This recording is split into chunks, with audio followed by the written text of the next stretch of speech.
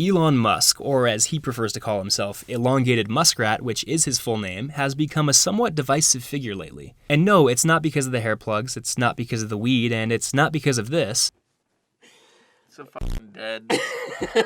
Jesus. So Wait, is that a fucking real picture? I think, You know what? Is that actually happened? of course it happened. I think this is a reflection of how just. Oh my God. It's because the rat himself is forcing innocent bystanders to pay $8 a month for the Twitter checkmark. If you didn't know, only the most famous and influential people got to use the blue Twitter checkmark before Musk took over, and this was their way of belittling us standard Twitter peasants. Now that Musk the Revolutionary has taken over, anyone can pay for that checkmark and become a verified account, even random senile old men.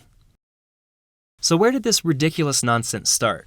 Well, in April of 2022, Elon made an offer to buy Twitter for $43 billion. $43 billion. Really, Elon? Surely there's more you can do with $43 billion than become a social media influencer. Even just $1 billion, for example. I'm sure you can find something cooler. To prove a point, I'm going to go ahead and look this up right now. Oh God, no. Over the summer, Musk realizes that about 5% of the daily active user base on Twitter are bots, and he doesn't necessarily like that. Of course, Mr. Musk would want to avoid any conversation about robots. Coincidence much? With that, he decided he was out and rescinded his offer. It must be nice to gain billions of dollars not to do something. Anyway, I don't know why he's so concerned. The 5% that are bots are probably the most content part of the user base, given that the other 95% are actually using Twitter. Now, all of a sudden, Twitter gets mad and threatens to sue Elon for backing out. I back out of things all the time, and you don't see anyone getting mad at me. Of course, I'm not backing out of billion-dollar deals that often.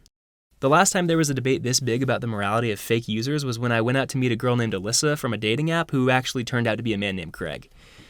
We still got drinks that night. Eventually, Musk lets big corporations win and submits to buy Twitter, claiming that the acquisition is part of a larger deal to create X, the everything app.